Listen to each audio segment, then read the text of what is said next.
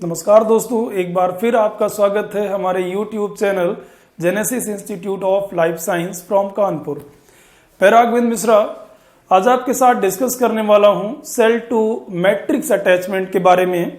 पिछले वीडियो में हम लोगों ने डिस्कस किया था कि ECM किसे कहते हैं, ECM कौन कौन से बायोमोलिक्यूल्स का बना है, कौन कौन सी प्रोटीन से उनके कैरेक्टर्स क्या हैं, उसकी स्टडी हम लोगों ने करी थी। आज हम लोग दूसरा पार्ट आगे ले चल रहे हैं और डिस्कस करते हैं कि सेल्स का अपने ECM के साथ अटैचमेंट कैसे होता है, कौन सी प्रोटीन्स उसमें इन्वॉल्व होती हैं और उसकी क्या इंपॉर्टेंस है, उसको भी हम लोग डिस्कस करने वाले हैं। तो आज हमारा टॉपिक है सेल्स टू ECM अटैचमेंट। तो एनिमल सेल्स में सेल का अपने ECM के साथ अटैचमेंट कैसा है, कौन सी प्रोटीन्स उसमें इन्वॉल्व होती हैं, उसको हम लोग यहाँ पर आज डिटेल में पढ़ने वाले हैं। और जो क्वेश्चंस बनते हैं या जिस तरह से आपसे क्वेश्चंस पूछे जाएंगे उसको भी बेसिकली डिस्कस करेंगे कि आपको क्या ध्यान रखना है, किस बेस पर आपसे क्वेश्चंस पूछे जा सकते हैं।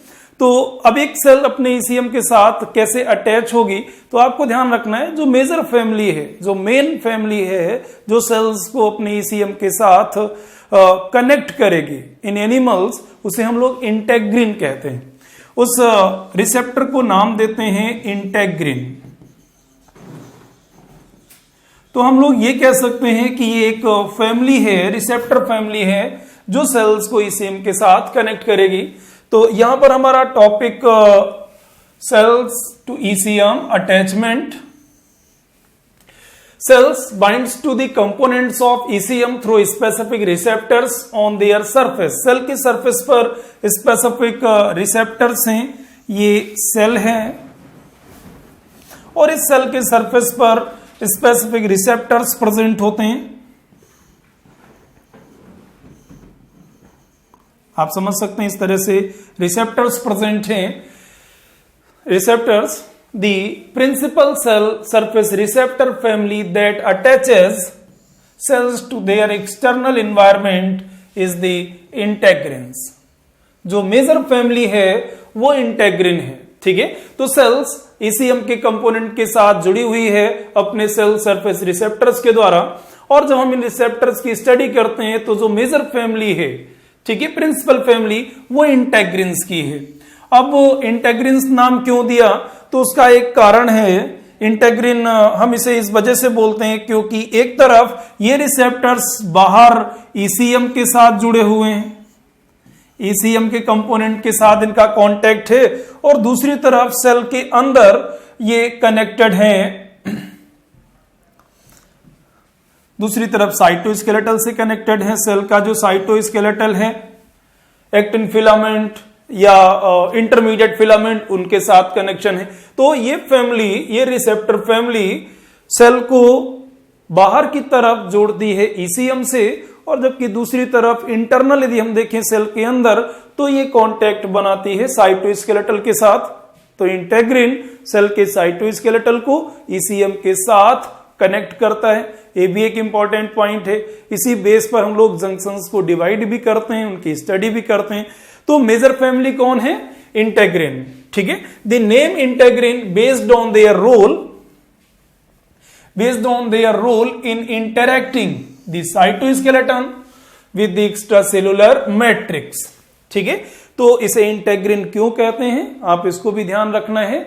ये रिसेप्टर साइटोस्केलेटल को बाहर जो ECM है उसके साथ कनेक्ट करती है। तो इसका मतलब ये दोनों तरफ इंटरैक्ट करती है, एक तरफ ECM, दूसरी तरफ साइटोस्केलेटल, इस वजह से नाम दिया इंटेग्रिन। सभी एनिमल सेल्स में इंटेग्रिन एक्सप्रेस होती हैं, आपको ये भी ध्यान रखना है। Virtually all animal cells express integrin receptors. तो सभी सेल्स इंटेग्रिन रिसेप्टर्स को एक्सप्रेस करती हैं। यहां पर मैं दो बेसिक पॉइंट बोल रहा हूं, आपको ध्यान रखना है अपने एग्जाम के नजरिए से। जब कभी भी क्वेश्चन आपके सामने होगा और उस क्वेश्चन में आपको यह बताया गया है कि सेल का जो अटैचमेंट है वो अपने ECM से, अर्थात एक सेल अपने सराउंडिंग ECM के साथ अटैच है, इस रिलेशन से यदि कोई क्वेश्चन बनता है तो आप ध्यान रखेंगे वहां पर जो रिसेप्टर इन्वॉल्व है वो इंटेग्रिन है, और ये सेल की सरफेस रिसेप्टर है, सेल की प्लाज्मा मेम्ब्रेन पर एक्सप्रेस हो रहे हैं। तो बेसिक दूसरा पॉइंट क्या हुआ कि इंटेग्रिन से यदि आपसे कोई क्वेश्चन पूछे कि इंटेग्रिन क्या है, तो आपका सीधा आंसर है integrin attaches cells to their ECM, उनके ईसीएम से उसको अटैच करवाते हैं इस जो रिसेप्टर्स हैं, ठीक है। या इंटेग्रिन को हम इसी वजह से मैट्रिक्स रिसेप्टर भी कहते हैं। तो एक पॉइंट और थोड़ा सा मैं लिख देता हूं, कभी कभी इस पॉइंट को लेकर के भी थोड़ा सा कंफ्यूजन रहता है। तो मैट्रिक्स रिसेप्टर एक टर्म यूज हो रहा है, मैट्रिक्स रिसेप्टर। मैट्रिक्स का रिसेप्टर कौन है, तो आपको ध्यान रखना है मैट्रिक्स रिसेप्टर किसे कहते हैं, इंटेग्रिन को। क्योंकि सेल अपने ईसीएम के साथ यदि कांटेक्ट बना रही है, ईसीएम के साथ यदि वो कांटेक्ट में है, तो उसके लिए जिम्मेदार कौन है, इंटेग्रिन, या हम ये कहें इंटेग्रिन सेल सरफेस रिसेप्टर है जो कि इसको रिसीव कर रहा है ईसीएम को। तो इस वजह से हम इसको मैट्रिक्स रिसेप्टर भी कह देते हैं, ठीक है। तो फाइनली सेल का अपने सराउंडिंग ईसीएम के साथ अटैचमेंट मीडिएट करने वाली प्रोटीन का नाम क्या है, तो हमारा आंसर है इंटेग्रिन। अब इंटेग्रिन अपने आप में ये कैसी प्रोटीन है, कितने कंपोनेंट की बनी है और इसके अदर रोल्स क्या हैं, हम लोग इसको भी डिस्कस करेंगे। चलिए दूसरे पार्ट में हम लोग डिस्कस करते हैं स्ट्रक्चर ऑफ इंटेग्रिन।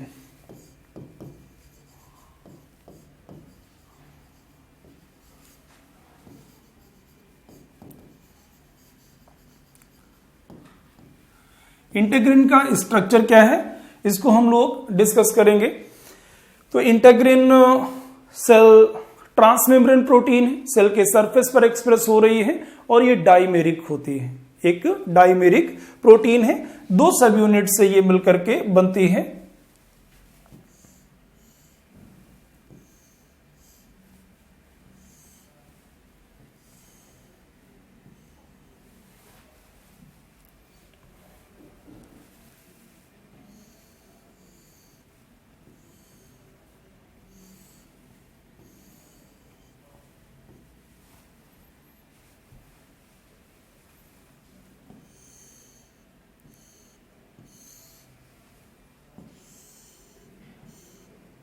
कुछ आप इस तरीके से समझ लें, ये प्लाज्मा मेम्ब्रेन है,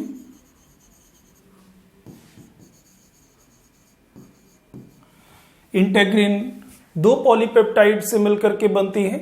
एक पॉलीपेप्टाइड को अल्फा नाम देते हैं और दूसरी को बीटा सब यूनिट्स। तो हम कह सकते हैं integrin is a dimeric structure consist of 2 different polypeptides called alpha and beta. उनको हम अल्फा और बीटा कहते हैं। Both polypeptides are single pass, एक ही बार मेम्ब्रेन को स्पैन करती है, ठीक है। और इसका एक पोर्शन साइटोसॉल की तरफ है, ये साइटोसॉल है, और ये आउटसाइड, ये सेल के बाहर का पोर्शन है। तो आपको ध्यान रखना है, यदि हम लोग बात करें इंटेग्रिन की, कितनी पॉलीपेप्टाइड्स हैं, तो 2 पॉलीपेप्टाइड्स हैं, दोनों ट्रांसमेम्ब्रेन है, मेम्ब्रेन को एक बार ही स्पैन करती हैं, ठीक है। दोनों प्रोटीन्स आपस में नॉन कोवैलेंटली अटैच्ड हैं और सेल के बाहर का जो पोर्शन है ये ईसीएम के साथ बाइंड करता है, या हम ये कहें जो सेल के बाहर का पोर्शन है एक्स्ट्रा सेलुलर पोर्शन, इसके पास लिगांड बाइंडिंग साइट्स हैं। यहां पर आकर के ये लिगांड बाइंडिंग साइट्स हैं,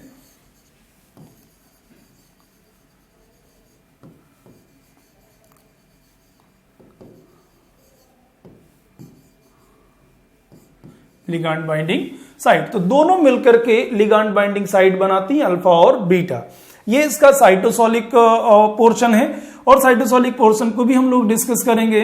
थोड़ा सा पहले बाहर के पोर्शन को डिस्कस कर लेते हैं। तो कितनी पॉलीपेप्टाइड्स हैं, 2, और दोनों पॉलीपेप्टाइड्स मेम्ब्रेन को एक बार ही क्रॉस करती हैं इन अल्फा हेलिकल फॉर्म।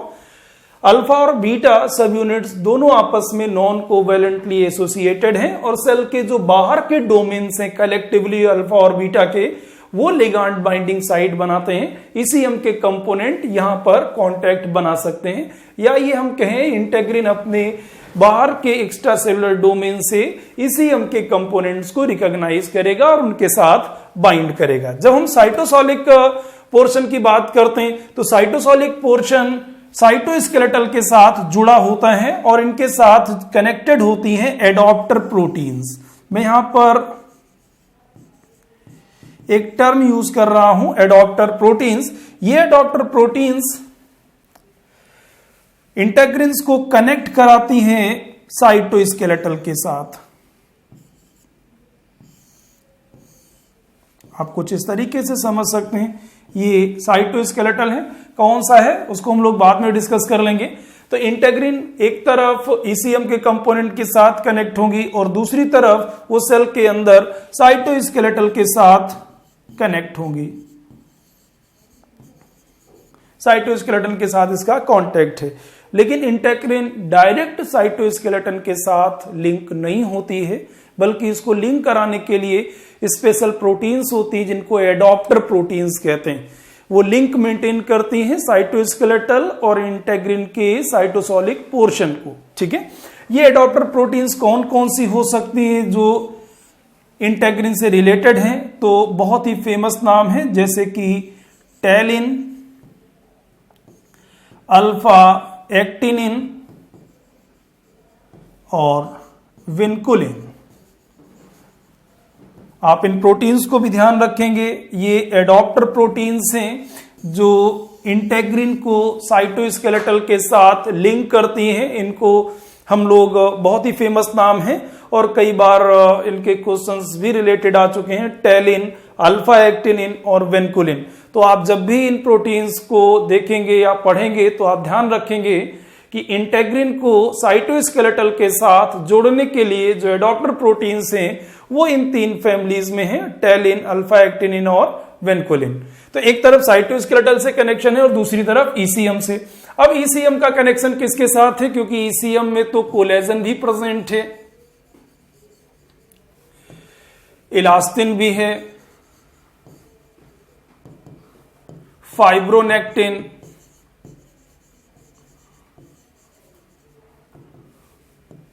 एंड लैमिनिन्स, और यहां पर प्रोटियोग्लाइकन्स।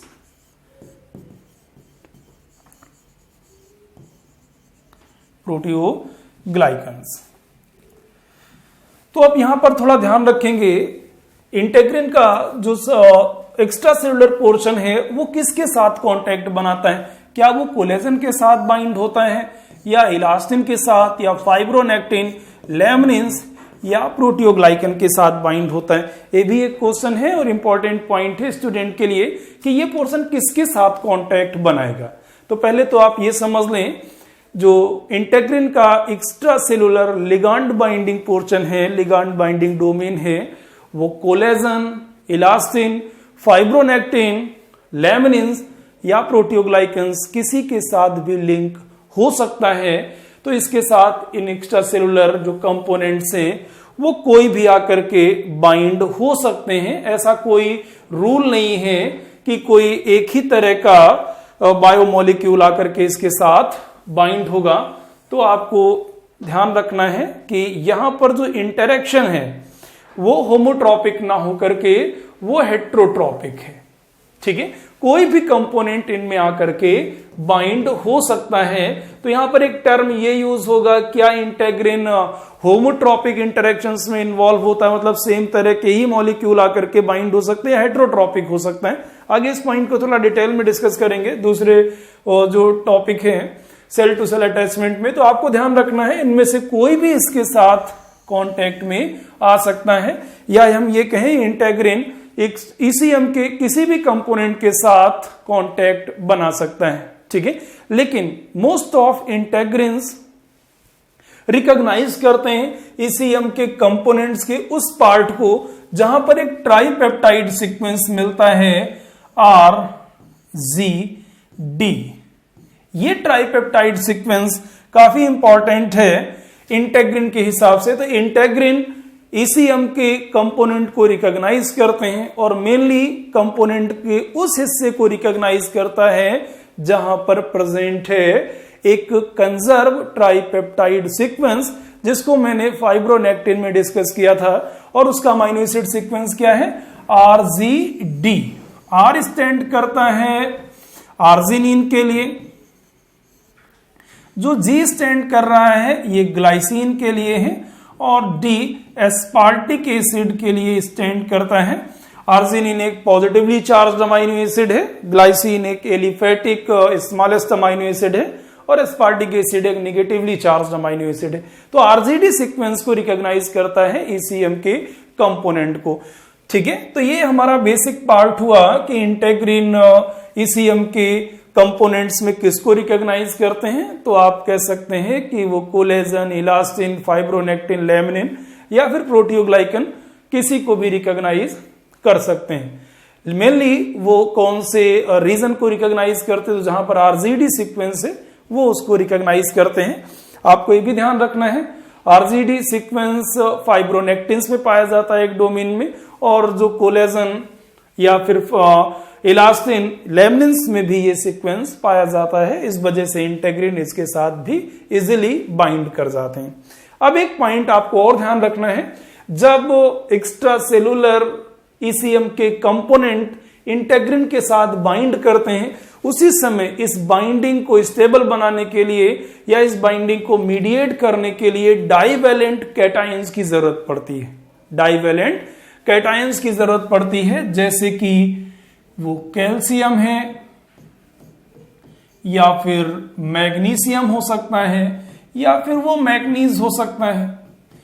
ये डाइवेलेंट कैटायंस हैं जिनका यूज किया जाता है लिगांड बाइंडिंग में। तो इस पॉइंट को भी थोड़ा ध्यान रखना है कि जब इंटेग्रिन्स एक्स्ट्रा सेलुलर कंपोनेंट के साथ बाइंड करते हैं तो उसी समय उनको रिक्वायरमेंट है डाइवेलेंट कैटायंस, जैसे कैल्शियम, मैग्नीशियम या मैग्नीज, इनकी जरूरत पड़ती है।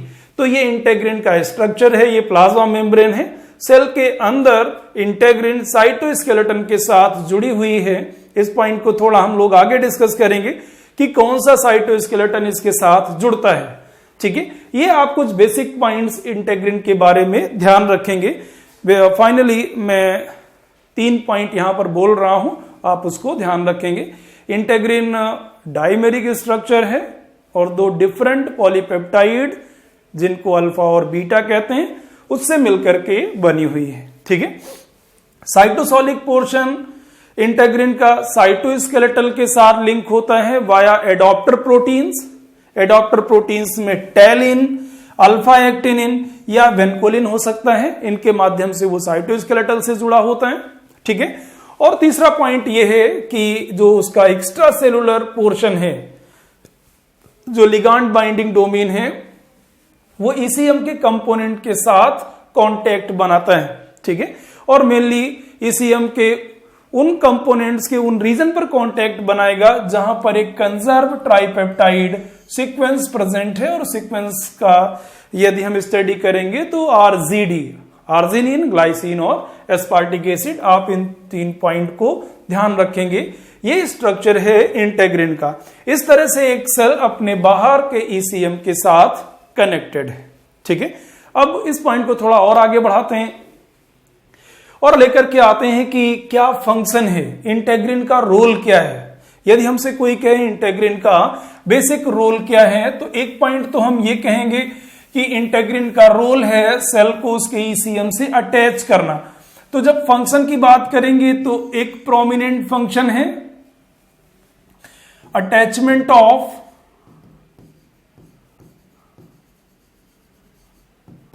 Sales to their ECM. एक तो ये इसका अटैचमेंट है, प्रोमिनेंट फंक्शन है जिसके बेस पर हम लोग इसको स्टडी कर रहे हैं। ठीक है, हम पढ़ ही रहे हैं। दूसरा एक इंपॉर्टेंट फंक्शन इंटेग्रिन का और भी है। इंटेग्रिन ने साइटोस्केलेटल को ईसीएम बाहर के एनवायरनमेंट से कनेक्ट किया है। ठीक है, ये आउटसाइड इन सिग्नलिंग में भी इन्वॉल्व होता है। दूसरा जो फंक्शन है उसको हम लोग कह सकते हैं outside in signalling.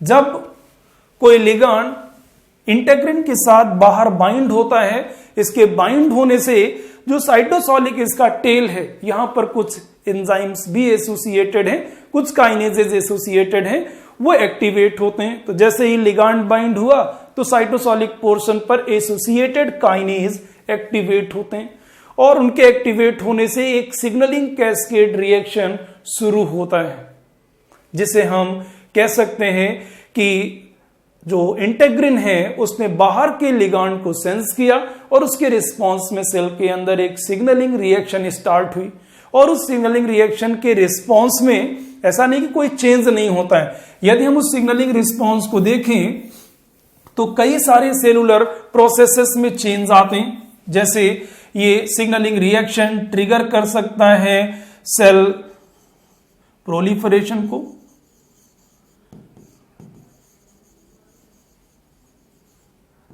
Cell proliferation, second is cell differentiation,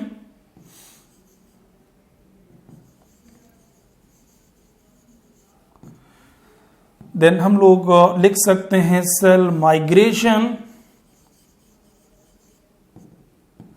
and growth, cell के मूवमेंट को भी ट्रिगर कर सकता है, and regulate cell survival, apoptosis को भी ये रेगुलेट करता है। तो इंटेग्रिन इन्वॉल्व होता है आउटसाइड इन सिग्नलिंग में, ये भी एक इंपॉर्टेंट प्रोसेस है ये आउटसाइड इन सिग्नलिंग। जब बाहर कोई लिगांड बाइंड हुआ तो उसके रिस्पांस में इंटरनल पोर्शन पर यहां से एक सिग्नलिंग कैस्केड रिएक्शन शुरू हुई, उसके रिस्पांस में सेल डिवाइड करती हैं, डिफरेंशिएट हो सकती हैं, उनका माइग्रेशन होता है, ग्रोथ होती है और उसके सर्वाइवल को भी ये कंट्रोल करती हैं। Apoptosis means programmed cell death, ठीक है। तो ये फंक्शन भी शुरू होते हैं। तो दो तरह के फंक्शन हो गए इंटेग्रिन की, एक तो अटैचमेंट प्रोवाइड करना और दूसरा फंक्शन हो गया सेल के लिए बहुत सारे सिग्नल्स भी जनरेट करना, जिसे हम कलेक्टिवली आउटसाइड इन सिग्नलिंग कहते हैं। सिग्नल को ट्रांसड्यूस करना from outside to inside the cell, और वो सिग्नल्स कई सारे प्रोसेसेस को कंट्रोल करते हैं, जिसमें से सेल डिवीजन भी हो सकता है, सेल की डिफरेंशिएशन कैपेबिलिटी हो सकती है, उसका माइग्रेशन ग्रोथ हो सकता है, एंड एपोप्टोसिस उसके सर्वाइवल को भी ये कंट्रोल करता है। तो ये इंटेग्रिन का फंक्शन है। तो इंटेग्रिन केवल और केवल अटैचमेंट के लिए जिम्मेदार नहीं है, आप इसको भी ध्यान रखेंगे।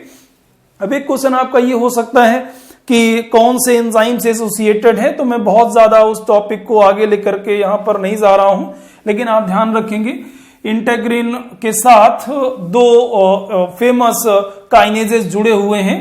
एक को हम लोग नाम देते हैं फोकल अधेशन काइनेज, फोकल अधेशन काइनेज होते हैं, और दूसरा एसआरसी सर्क होमोलॉगी से जो काइनेजेस आते हैं।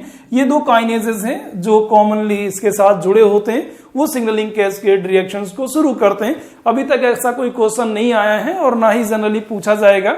तो इंटेग्रिन का ये बेसिक फंक्शन आपको ध्यान रखना है कि उसने किस तरह से सेल को अटैच किया हुआ है ईसीएम के साथ, ठीक है। अब एक पॉइंट और आता है, जब कोई सेल अपने ईसीएम के साथ अटैच होगी तो सेल का जो हिस्सा ईसीएम के साथ अटैच हो रहा है, जो पोर्शन सेल का अटैचमेंट में है, कांटेक्ट में है, वो एक स्पॉट है, साइट है, जंक्शन भी कह सकते हैं, ठीक है। और सेल उसी कॉन्सेप्ट में हम लोग ये भी देखेंगे, जब सेल का वो हिस्सा बाहर ईसीएम के साथ जुड़ा है तो वो अंदर कौन से साइटोस्केलेटल के साथ जुड़ा हुआ है। या बेसिकली इस पॉइंट को थोड़ा सा दूसरे तरीके से भी बोला जा सकता है, स्टूडेंट अलग अलग तरीके से यदि इसे समझेंगे तो उनके लिए बेहद आसान होगा। एक तरफ तो ये हो गया कि इंटेग्रिन अपने बाहर के ईसीएम के साथ कनेक्टेड है और ईसीएम का कोई भी कंपोनेंट हो सकता है, उसके साथ वो कांटेक्ट बना सकता है।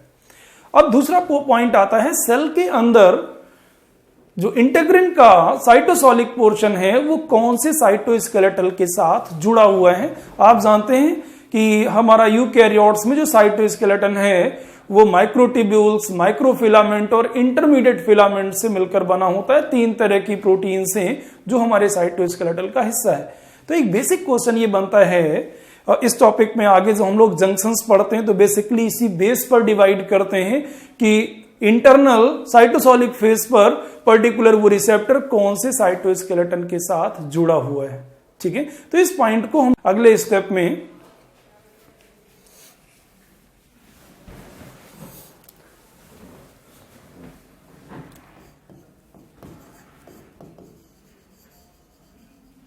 Integrin association with cytoskeleton.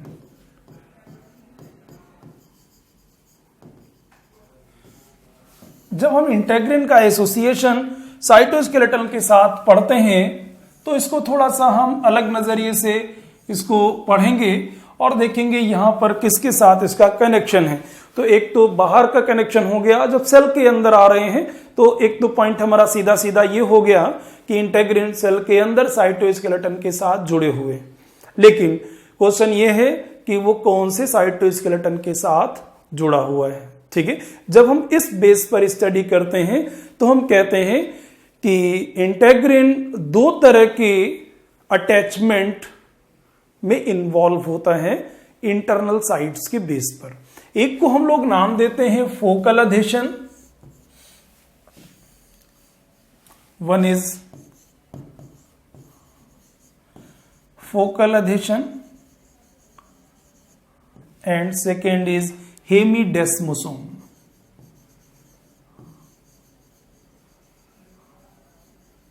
हेमीडेस्मोसोम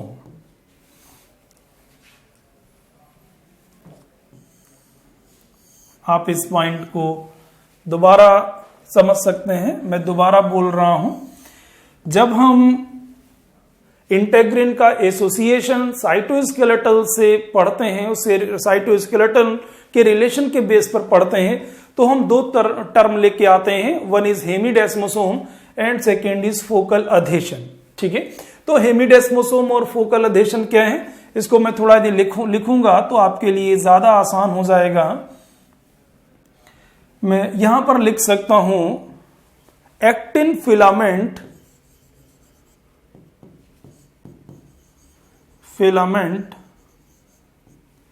based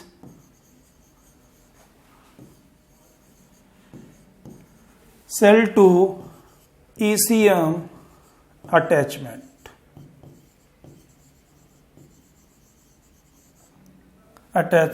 mediated by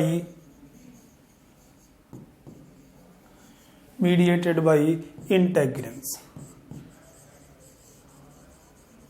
जब आप सेल जंक्शंस पढ़ते हैं तब भी फोकल अधेशन टर्म यूज होता है। मैं थोड़ा इसको यहीं पर डिस्कस कर रहा हूं कि जब इंटेग्रिन सेल के साइटोस्केलेटल के साथ कनेक्ट होता है, ठीक है, तो जब वहां पर कनेक्शन साइटोस्केलेटन के साथ है तो कौन सा साइटोस्केलेटन इन्वॉल्व है, तो दो तरह के अटैचमेंट देखे गए हैं इंटेग्रिन के रिलेशन में। One is called focal adhesion and second is called hemidesmosome. यदि हम फोकल अधेशन की बात करें तो ये एक्टिन फिलामेंट बेस्ड है, ध्यान रखना है। तो focal adhesion actin filament based and integrin mediated attachment है। ठीक है, इंटेग्रिन जब इन्वॉल्व हो रहा है और एक्टिन फिलामेंट जुड़ा है सेल के अंदर तो उसे हम कहते हैं फोकल अधेशन। जब हम आते हैं हेमीडेस्मोसोम में तो ये हेमी मतलब आधा, हाफ डेस्मोसोम है। डेस्मोसोम कैथरीन्स मीडिएटेड होंगे, अगले टॉपिक में पढ़ेंगे। यदि हम इसकी बात करेंगे, देखिए हम लोगों ने लिखा है actin filament based, hemidesmosome intermediate filament based होते हैं। Intermediate filament based cell to ECM attachment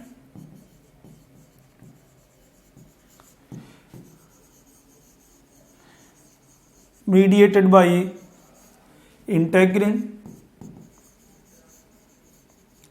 इंटेग्रिन्स। तो आप इस पॉइंट को भी ध्यान रखेंगे कि यहां पर भी इंटेग्रिन मीडिएट कर रहा है, लेकिन ये किस पर बेस्ड है, तो ये बेस्ड है इंटरमीडिएट फिलामेंट पर, और यहां पर देखें तो एक्टिन फिलामेंट पर बेस्ड है। यहां से एक पॉइंट आप और ध्यान रखेंगे, जब हम लोग सेल टू सेल जंक्शंस पढ़ते हैं तब भी हेमीडेस्मोसोम और फोकल अधेशन जैसे टर्म यूज करते हैं। कभी भी एग्जाम में जब भी क्वेश्चन आएगा तो इन टॉपिक से इसी तरह से क्वेश्चंस पूछे जाते हैं कि उसमें कौन सी मेम्ब्रेन्स प्रोटीन इन्वॉल्व है, अर्थात कौन से रिसेप्टर्स इन्वॉल्व हैं। जैसे यहां पर इंटेग्रिन रिसेप्टर इन्वॉल्व है और वो सेल में इंटरनल रीजन पर कौन से साइटोस्केलेटल के साथ जुड़े हुए हैं, एक्टिन फिलामेंट के साथ या फिर वो जुड़े हुए हैं इंटरमीडिएट फिलामेंट के साथ। आपको एक चीज ध्यान रखना है, माइक्रोट्यूब्यूल्स को ज्यादा ही डायनेमिक स्ट्रक्चर होते हैं, उनसे रिलेशन नहीं होता है। तो यहां पर इंटरमीडिएट फिलामेंट बेस्ड है और यहां पर एक्टिन फिलामेंट बेस्ड स्ट्रक्चर है। दोनों में और भी एक डिफरेंस है, जो फोकल अधेशन होते हैं ये लूज अटैचमेंट होता है,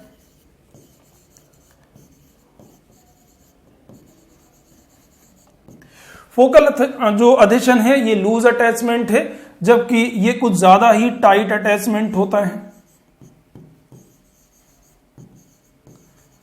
कुछ ज्यादा ही स्टेबल अटैचमेंट है हेमिडेस्मोसोम। जहां पर भी इंटरमीडिएट फिलामेंट इन्वॉल्व होंगे, आप जानते हैं इंटरमीडिएट फिलामेंट में पॉलीमराइजेशन और डीपॉलीमराइजेशन नहीं होता है, they are highly stable filaments of cell या साइटोस्केलेटन ऑफ सेल। इस वजह से जहां पर हमें स्टेबल और टाइट एसोसिएशन की जरूरत है वहां इंटरमीडिएट फिलामेंट यूज किए जाते हैं। तो जो फोकल अधेशन है ये लूज है, जो हेमिडेस्मोसोम है ये टाइट अटैचमेंट है और ये डायनामिक स्ट्रक्चर है, डायनामिक स्ट्रक्चर है, जबकि ये स्टैटिक है, ये काफी स्टेबल है, स्टेबल रहता है, डायनेमिक, ये चेंज भी होता रहता है। और जनरली यदि हम फोकल अधेशन को देखें तो ये माइग्रेटरी सेल्स के साथ स्टेब्लिश किया जाता है। जो सेल्स माइग्रेटरी हैं, जो सेल्स मूव कर रही हैं, तो वहां पर ट्रांजिएंट जो अटैचमेंट है सबस्ट्रेटम के साथ, ईसीएम के साथ, उसको हम फोकल अधेशन कहते हैं। ठीक है, तो इंटरमीडिएट फिलामेंट और दूसरी तरफ एक्टिन फिलामेंट बेस को लेकर के आपसे क्वेश्चन पूछा जा सकता है इंटेग्रिन। तो इंटेग्रिन सेल में कौन से साइटोस्केलेटल के साथ जुड़ा हुआ है? यदि वो जुड़ा है एक्टिन फिलामेंट के साथ, और ऐसे अटैचमेंट को हम फोकल अधेशन कहते हैं। और यदि वो इंटरमीडिएट फिलामेंट के साथ जुड़ा हुआ है तो वहां पर हम उसे हेमिडेस्मोसोम कहते हैं। सेल टू सेल जंक्शंस में जो हम आते हैं तब भी हम लोग इनकी स्टडी करते हैं, तो वहां पर भी जो स्टडी करते हैं तो इन्हीं पॉइंट के बेस पर हम लोग स्टडी करते हैं, लेकिन आपको ध्यान रखना है। ठीक है, तो ये हाफ जंक्शंस हुए, सेल टू मैट्रिक्स का अटैचमेंट हुआ। तो जब हम लोग फोकल अधेशन में आते हैं, फोकल अधेशन में अटैचमेंट को देखेंगे तो ये प्लाज्मा मेम्ब्रेन है और यहां पर इंटेग्रिन्स हैं।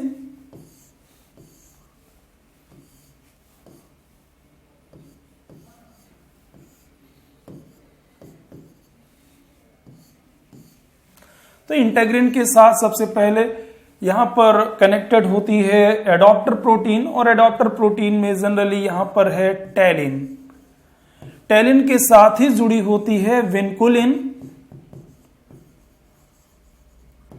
और विनकुलिन के साथ कनेक्टेड है एक्टिन फिलामेंट। कुछ इस तरीके से एक्टिन फिलामेंट इसके साथ कनेक्टेड है।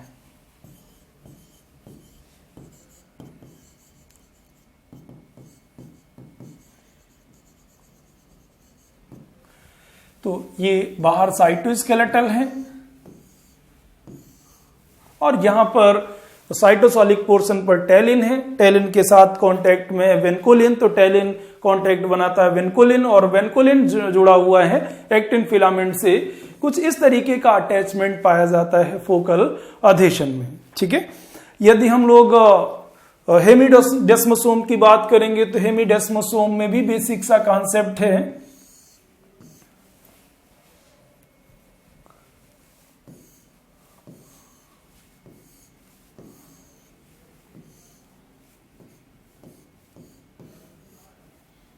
ये पॉलीपेप्टाइड्स हैं और इन पॉलीपेप्टाइड्स के साथ एडॉप्टर प्रोटीन्स जुड़ी हुई हैं, और इन एडॉप्टर प्रोटीन के साथ एक प्रोटीन का प्लाक जुड़ा होता है।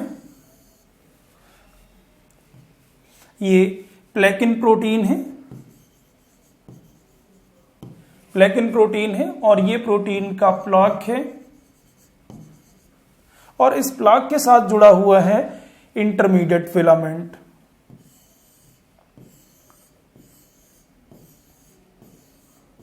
कुछ इस तरीके से ये इंटरमीडिएट फिलामेंट है।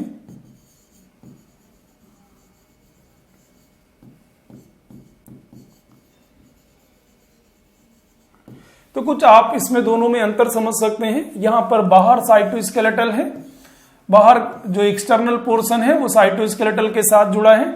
इंटरनल पोर्शन को हम देखें तो यहाँ पर डायरेक्ट जो एडॉप्टर प्रोटीन्स हैं वो इंटरमीडिएट फिलामेंट के साथ नहीं जुड़ी हैं, बल्कि जो प्लेकिन प्रोटीन्स हैं, एडॉप्टर प्रोटीन्स हैं, वो एक प्रोटीन के डेंस रीजन में, जिसे प्लाक कहते हैं, उसके साथ एसोसिएशन में है।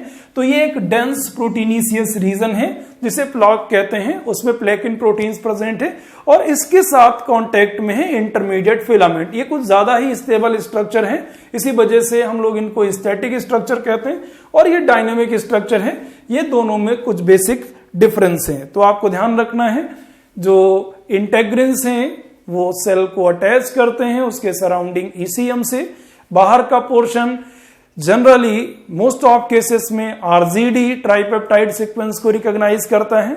जो इंटरनल पोर्शन है इंटेग्रिन का वो जुड़ा होता है साइटोस्केलेटल के साथ, ठीक है, और उसको भी डिवाइड कर लेते हैं। यदि वो साइटोस्केलेटल में एक्टिन फिलामेंट के साथ जुड़ा हुआ है तो उसे हम फोकल अधेशन कहते हैं, और यदि वो इंटरमीडिएट फिलामेंट के साथ जुड़ा हुआ है तो उसे हम हेमीडेस्मोसोम कहते हैं। और इस लिंक को मीडिएट करते हैं एडॉप्टर प्रोटीन, जैसे कि आपको टेलिन, वेनकुलिन या अल्फा एक्टिनिन जैसी प्रोटीन का नाम ध्यान रखना है। अगले टॉपिक में हम लोग डिस्कस करेंगे सेल टू सेल अटैचमेंट के बारे में, और उसमें भी हम लोग कई सारी प्रोटीन्स के बारे में पढ़ेंगे और सेल के रिलेशन के बारे में भी हम लोग डिस्कस करेंगे।